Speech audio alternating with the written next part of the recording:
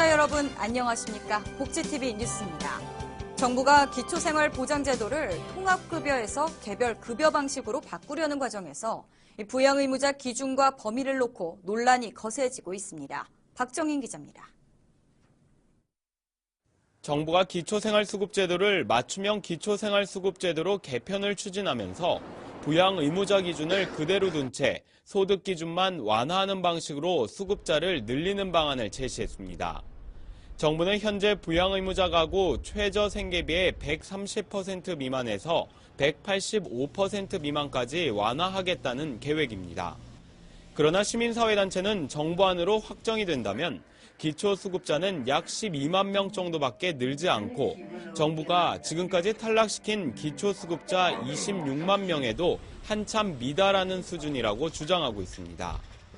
새정치민주연합도 송파 세모녀 사건과 같은 비극의 고리를 끊으려면 복지 사각지대 발생의 원인인 부양의무자 기준을 대폭 완화하고 최종적으로는 부양의무자 기준을 폐지해야 한다고 말하고 있습니다.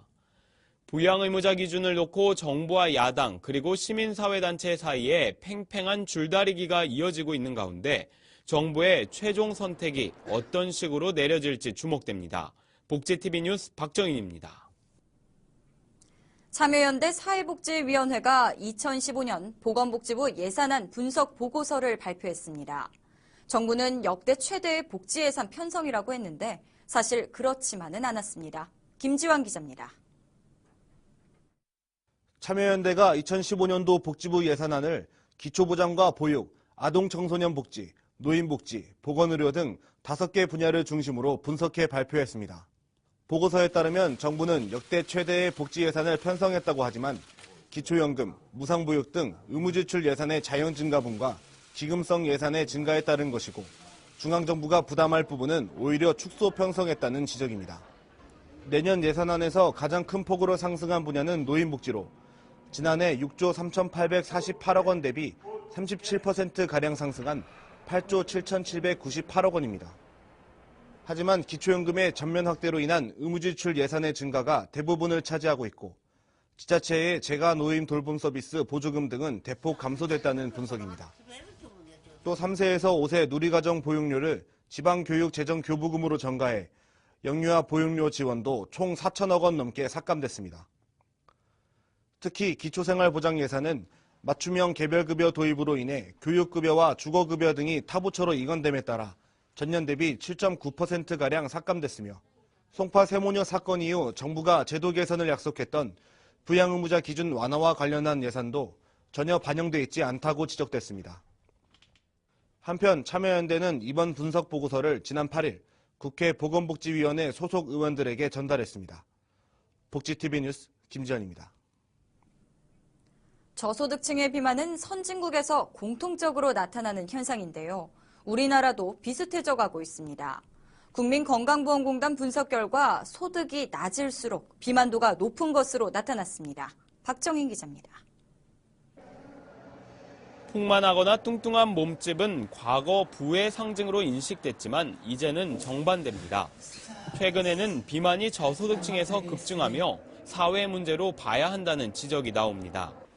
국민건강보험공단이 최근 11년간 건강검진 빅데이터를 이용해 초고도 비만인 사람들을 소득별로 분석해봤습니다. 그 결과 기초생활보장 대상자 등을 포함한 의료급여 수급권자의 초고도 비만율이 최고 소득층인 건강보험 가입자 최상위 그룹보다 3.5배 높았습니다. 또 소득 수준 간 초고도 비만율의 격차가 점점 심해진 것으로 나타났습니다. 저소득층의 비만은 대물림될 수 있어 더 큰 문제로 지적됩니다. 건강한 식생활 또 식사 조절과 운동은 사실 경제적인 여유가 없으면 하기가 더 어려운 그런 측면이 있거든요. 게다가 비만은 고혈압, 당뇨, 심내혈관 질환 등 합병증으로 이어지기 쉽습니다. 비만이 질병으로 이어지고 질병이 결국은 실직이나 경제적인 어려움으로 연결되면 오히려 또 이 비만이 비만으로 끝나는 게 아니라 소득 격차를 더욱더 크게 하는 그런 문제를 유발할 수 있기 때문에 더욱더 이러한 격차를 줄이기 위해서라도 정부나 지자체 같은 공공적인 지원과 노력이 필요하다고 생각합니다.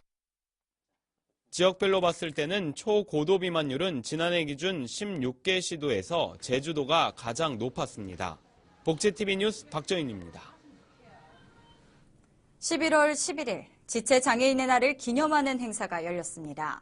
이날 행사에서는 지체장애인의 인권 확보와 권리 증진에 기여한 유공자에 대한 시상식도 이어졌습니다. 전국의 지체장애인 지도자 400여 명이 참석한 이날 행사는 올해로 14회째를 맞이했으며 전국 지체장애인 간의 화합과 사회 참여를 위해 매년 열리고 있습니다.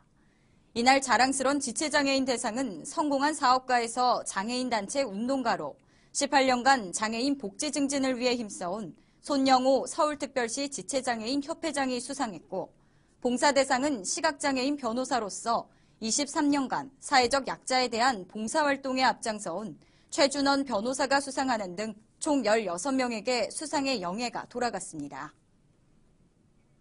국가인권위원회가 지적장애인을 폭행하고도 신속한 의료 조치를 취하지 않은 장애인 거주시설 직원을 징계하고 재발 방지 대책을 세울 것을 해당 장애인 거주시설장에게 권고했습니다. 인권위 조사 결과 지난해 12월 한 장애인 거주시설에서 생활재활교사 A씨가 지적장애인 B씨와 몸싸움을 벌이다 상처를 입히고도 고통을 호소하는 B씨를 빈방에 가두고 즉시 병원 진료를 하지 않은 것으로 드러났습니다. 또 조사 과정에서 사건 당일 해당 시설에 직원 1명이 장애인 9명을 보호한 사실, 시설장이 관련 내용을 알고도 적극적인 조치를 취하지 않은 사실 등을 확인해 해당 지역 군수에게 해당 시설에 대한 특별 지도 점검을 실시할 것을 권고했습니다. 보건복지부는 현재 전국 76개 어린이집 등에서 운영 중인 시간제 보육반을 내년까지 230곳으로 확대할 계획이라고 밝혔습니다. 차전경 복지부 보육사업 기획과장은 맞벌이 가구 등 부모들의 만족도가 높은 시간제 보육반을 연말까지 99곳, 내년에는 230곳으로 확대할 계획이라며 시간제 보육사업이 활성화돼 맞춤형 보육 서비스 제도로 발전하길 기대한다고 전했습니다. 한편 시간제 보육 서비스는 종일제 보육 서비스를 이용하지 않더라도 지정된 기관에서 필요할 때 필요한 시간만큼 시간제로 보육 서비스를 이용하고 시간당 4,000원의 보육료를 지불하는 서비스입니다. 한국장애인 인권상위원회가 12월 3일 세계 장애인의 날과 대한민국 장애인 인권헌장 선포일을 기념하는 제3회 웹툰 공모전을 실시했었는데요. 단성작이 선정됐습니다. 최우수상은 어느 날 설치된 경사로로 휠체어 이용 장애인을 위해 설치한 경사로로 유모차와 짐을 끄는 사람, 어린이와 노인들이 안전하게 이동하는 일상의 모습을 담고 있는 웹툰으로서 장애인을 위한 편의가 모든 사람의 편의가 된다는 공감을 얻어 선정된 작품입니다.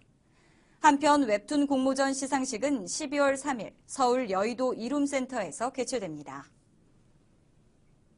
심각한 취업난에도 100%에 가까운 취업률을 기록하는 학교가 있습니다. 명품 기술을 지역 주민들에게 무료로 가르쳐 취업 기회를 제공해주고 있는데요. 최원미 기자가 소개합니다.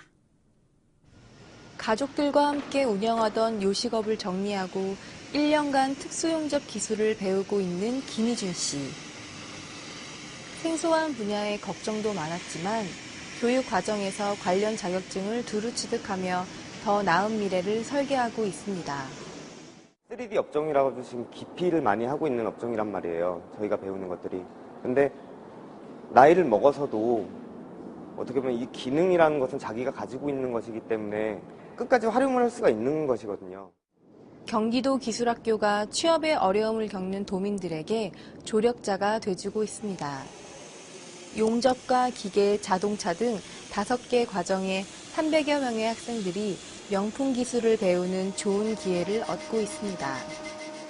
평생 활용 가능한 전문 기술로 안정된 삶을 꾸리겠다는 사람들이 늘어나는 가운데 기술학교 입학 경쟁률도 매년 높아지고 있습니다. 작년 졸업생 96%가 취업에 성공했을 만큼 취업률도 상당합니다.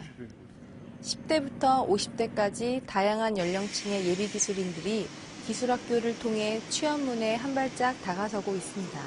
교육 과정도 다양하고 실습장도 아주 잘 갖춰 있습니다. 내년에는 그 최신 기술 추이에 따라 3D 프린팅 과정도 신설하고 15세 이상의 경기도민이면 누구나 무료로 기술을 배울 수 있도록 지원하는 경기도 기술학교는 오는 12월 5일까지 내년도 교육생을 모집 중에 있습니다. 복지TV 뉴스 최엄입니다.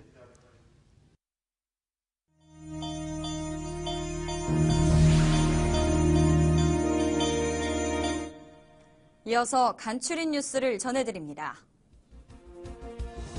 인천 지역의 장애인 콜택시 이용을 위해서는 적어도 30분에서 2시간 이상을 기다려야 하는 것으로 나타났습니다. 하지만 인천시 관계자는 장애인 콜택시 법정 보유 대수인 총 140대를 보유하고 있는 만큼 당분간 증차 계획은 없다는 입장입니다. 차세대 융합기술원이 운전자 없이 스스로 운전하는 1인승 무인자율 주행 자동차를 개발했습니다. 윤기원은 센서와 카메라, 위성위치 확인 시스템을 이용해 운전자가 없어도 자동차 스스로 제어해 목적지까지 주행할 수 있다며 시각장애인과 중증장애인, 노약자들이 이용하는 데 유용할 것이라고 기대했습니다. 국내 연구진이 미국과 공동으로 희귀 난치성 유전 질환인 누난증후군의 동물 표본에서 나타나는 학습장애의 원인을 밝혀내 새로운 치료제의 실마리를 제시했습니다. 누난증후군은 1000명에서 2500명 중 1명에게 나타나는 발달 질환으로 선천성 심장병, 안면 기형, 작은 키 등의 증상을 보이고 30에서 50%의 환자들이 학습장애 현상을 보이는 질환입니다. 서울 노원구가 제3회 희망나눔 연합바자회를 열었습니다. 19개 동주민복지협의회와 노원교육복지재단이 함께 마련한 이날 바자회는 각 동과 기관별 전시 공간이 마련돼 의류와 생필품, 먹을거리 등을 판매했습니다. 한편 수익금은 저소득 취약계층의 긴급 지원 사업에 쓰일 예정입니다. 경북지체장애인협회 경주시 지회가 전국 장애인 단체장과 활동지원사업 담당 실무자를 초청해 경주시 팸투어 행사를 열었습니다. 이번 행사는 지난 2005년 개설된 경주장애인 관광도우미센터에서 매년 실시해온 관광지 견학과 사전답사 여행을 하는 행사로 이날 자리에는 박차양 경주시 문화관광과 과장과 장애인 문화해설사 등 200여 명이 참석했습니다.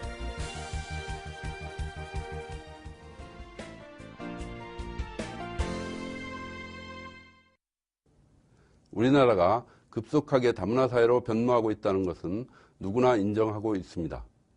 그런데 다문화에 대한 정부나 학계, 시민사회의 인식은 어떨까요? 그중 하나는 노동력으로서 이주민을 보는 시각일 것입니다. 우리 국민들이 일하려 들지 않는 3D 업종, 저임금 노동력을 채워준다는 생각입니다. 두 번째는 복지와 교육의 관점에서 결혼 이주 여성과 다문화 가족을 보는 시각일 것입니다. 우리가 도와줘야 할 사람들이라고 생각하는 것입니다. 이처럼 우리가 바라보는 다문화는 저임금 노동력을 채워주는 사람들이거나 복지와 교육이 필요한 사람들이라는 시각입니다. 그런데 과연 이것이 전부일까요? 지금 다문화로 인해 새로운 경제와 산업들이 열리고 있습니다. 수많은 관광객을 맞이하는 관광통역 안내사로 많은 결혼 이주 여성들이 활동하고 있으며 관광객에게 숙소를 제공하는 게스트하우스 사업에 뛰어드는 다문화 가정들도 생겨나고 있습니다.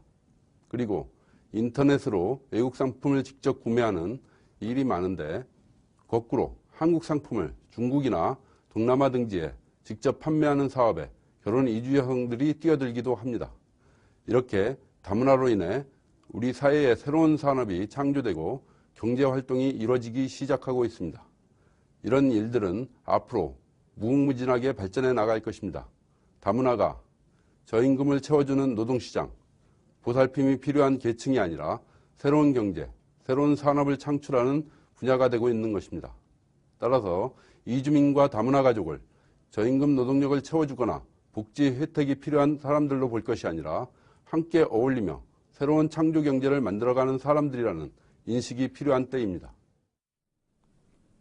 이야기가 있는 시간, 오늘의 한 컷입니다. 완전 초스피드야. 1, 2, 3. 지겨운가요?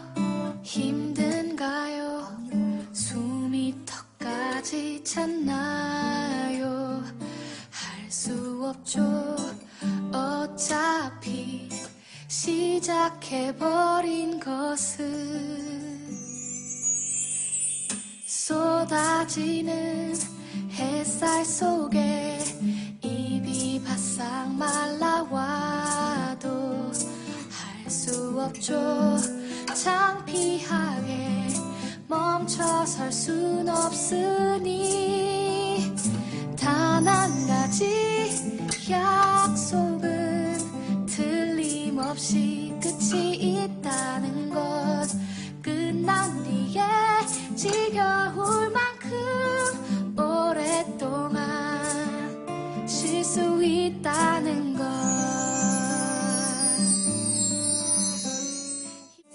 수능 대박.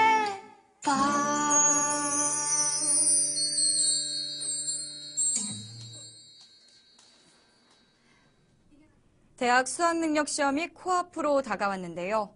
수능송의 노랫말이 우리 수험생들에게 작지만 큰 위로가 되줬으면 합니다. 이상으로 복지TV 뉴스를 마칩니다. 시청해주신 여러분 고맙습니다.